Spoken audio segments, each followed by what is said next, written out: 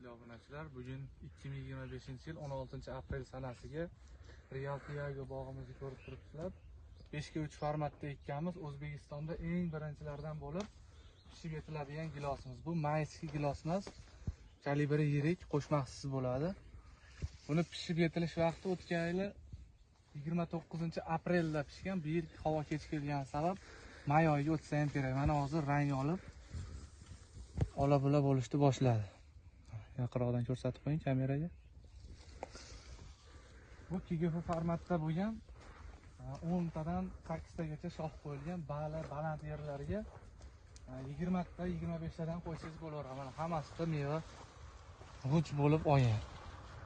Badanida hosil berar ekan, o'zini o'zi changlatuvchi eksport bor, bozorlarga ham 80 ming, 90 ming, 100 minggacha korobkalarga uzilib o'zlari terib ketyapti. Kim gilos bog' yaratmoqchi bo'lsa, shu navdan bog' qo'yishni tavsiya qilamiz.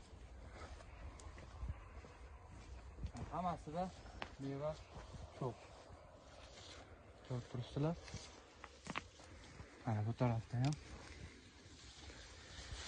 Kimga bu ma'lumotlar foydali bo'lsa, qiziq bo'lsa, bittadan like, podpiska bosib qo'yasizlar. Ko'chatlarni ko'paytirib qo'yibmiz. 91 663 04 nomerlariga telefon qilaverasizlar do'stlar.